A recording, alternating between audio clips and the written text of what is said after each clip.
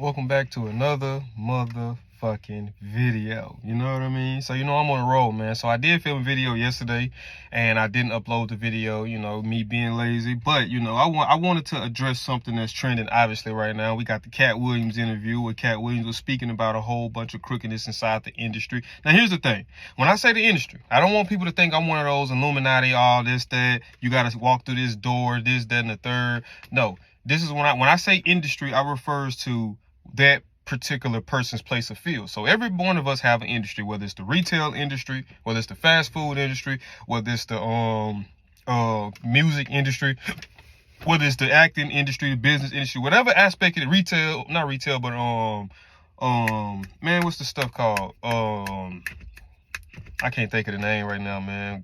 Construction, one of them, but the other one I'm looking for, man. When it comes to flipping the houses and stuff. I'm a little brain dead right now. That was probably because of the weed I smoked last night. I got high as a kite last night. That was a very, spacious adventure. But just to piggyback off of that, right? So here's the thing. Now, like I said, if you know me, if you've seen some of my videos, you know that I'm a Charleston White fan. I think that I'm taking the Charleston White approach. I think that in this world, that it's wrong to be honest. It's wrong to be truthful. It's wrong to tell somebody that, hey man, you keep doing what you're doing, you're going to hell. Hey man, you keep doing what you're doing, you're going to jail. Hey man, you keep doing what you're doing, you're going to an early grave. I think that I think that that's a necessary, because telling people the harsh truth is what keeps them in line. Telling motherfuckers comfortable lies, that's what causes people to crash out. So we got to be honest in this days and age, and I believe in being honest. So here's the thing. So we idolize, especially black people. I will say black people. We idolize a lot of these characters. We idolize the Kevin Harts. We idolize the Cedric Entertainers. We idolize the Steve Harveys. Now, keep in mind, I'm not bashing those guys. I don't know Cat Williams' relationships with those guys. I don't know those guys personally. But what I say is this. So we got guys like Steve Harvey that'll come up on an interview and say this and that, and everybody just make it seem as if everything that he's saying is so much deeper than what it actually is because of his financial status. We don't know his financial status, but just because we see him on TV and movies, we automatically assume that what he has to say is worth more than what the average person that has to say that doesn't have the type of money that he have. You see what I'm saying? Because at the end of the day, it's like this, right?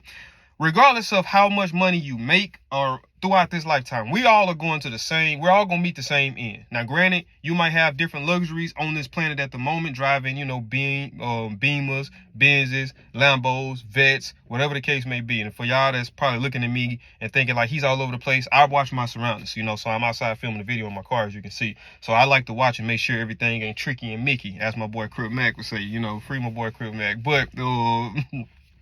But it's like we place value on what we think these people have, not based off what we know what these people have. So we all gonna meet the same end, right? So it has to be more than just money that makes you a good person or that gets you to heaven, because most rich people, in my opinion, probably ain't going to heaven because you have to do a lot of schemish things to get to that point. The average person, you got some people who take the nip approach, which is called taking the stairs, where I'm gonna get there eventually, but it's gonna take me a little longer because I'm not gonna compromise my morals. I'm not gonna compromise my manhood. Now, even if you go to what Cat Williams was saying, let's say about some of these male actors, right, playing roles with dresses. Now, you can say, hey man, I'm a man, I understand that it's a movie and I understand that I'm playing a character, but I don't want to be a part of that representation. You know what I mean? I don't want to be a part of potentially giving kids ideas of thinking that it's okay for a man to dress up or a woman, or it's okay for a man to want to be a woman. So you can stand on your morals and your principles and say, man, you know what?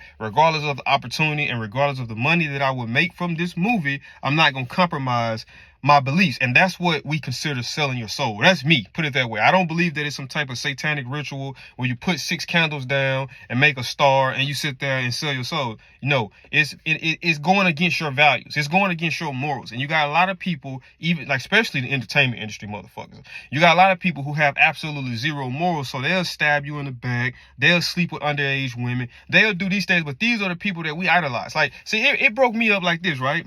So it's a lot of cats I idolize, because I grew up without a father, predominantly in my life, you know what I mean? So a lot of things for me in life, I really took the approach, what I even wanted to take the approach which is taking the stairs. You know, a lot of things I had to figure out, and that was a beautiful young lady, my bad. It was a lot of things that I had to figure out on my own, you know what I mean? And it was rough, it was hard, it was complicated, but I figured them out. But it was along the way, it was guys that shifted my mind, you know, the way I think and the way I approach situations, like Mike Tyson, Kobe Bryant, Nipsey Hussle, Tupac, Charleston White more so recently. So it developed me into the man. So out of my respect for a lot of those guys, I had wanted to get those guys inked on my skin. Now, granted, it's this, right? A lot of us got things that we wouldn't necessarily want anybody to know about. You know what I mean? So the thing is this: I don't want to idolize a person and then find out that this person was involved in this or this person was involved in that. So I was like, man, let me not put that person on that high of a pedestal to want to get them tattooed on my skin, you know, because I really haven't sat there and had a conversation with that man, or I haven't been around that man outside of interviews to really know if he is what he is. You see what I'm saying? So I'm able to listen to a person, because you got some people that the stuff that comes out their mouth is powerful. But the reason why it doesn't grasp a hold to people is because they don't live in what they're preaching. So when you don't live in what you're preaching, the spirit of it, even if you're able to put the things together on word-wise, the spirit, it doesn't replicate that. So it's hard for a person to catch on to that. Now you got a person that they ain't even really got to say much. They can just walk into a room, and it's the spirit that which they walk in is that what will gravitate you towards that. You see what I'm saying? So I haven't had that opportunity. You know, hopefully that later on down the line, I will be able to sit down with some of these guys and actually have real life conversations with them, you know, and, you know, get a chance to actually know them outside of just interviews. But I think that we do idolize the wrong type of people. Like, you got black people in this world that I think that's worth idolizing, but they don't get the recognition. You got the black nurses, the black doctors, the black lawyers, the black, you know, police officers that's trying to better their community, the black, you know, judge, the black, you know, community activist that's trying to get these hectic laws that's plaguing the black youth, you know, abolished or eased up to give these kids opportunities after they commit these horrorsome crimes. These are the people that we need to idolize. But we idolize the rappers, we idolize the actors, we idolize the reality TV show stars, we idolize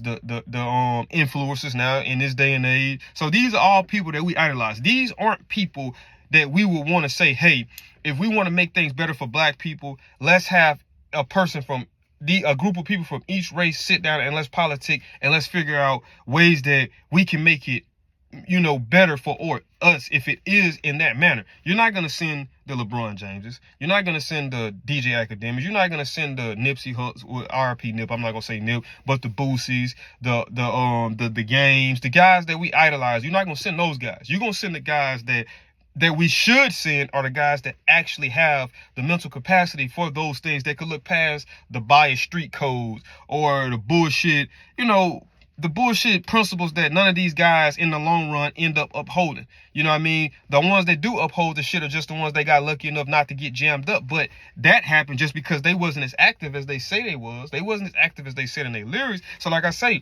bro, we got to stop idolizing these people. Like, for real, for real. And it's like Charleston White. It took Charleston White to come out and to speak out about this. And I'm an advocate for Charleston White.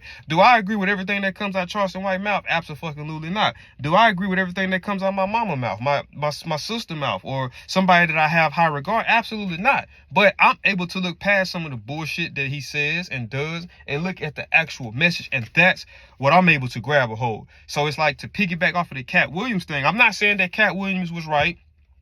I'm not saying that Kevin Hart or Sexual Entertainer was wrong. Like I say, Cat Williams is speaking for his interactions with those people. I have never met those people in my life, so I'm not going to take Cat Williams' interactions with those people and say this. But I will take that and let people understand that, man, whenever you start off at this retail job and you trying to make something happen, man, stop idolizing those managers. Stop idolizing those people, because you just as good, if not better, than those people. You know what I mean? And if you don't idolize these people, you look at these people on an equal level. The people that we idolize, these are the people that we would say we wouldn't want to compete against.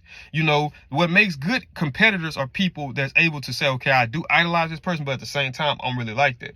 I remember looking at an Earl Spence interview, and they was asking him about sparring with Floyd Mayweather. And, you know, he was just saying that, like, man, you know, he was just letting Floyd know, like, you know, Floyd was talking to him crazy.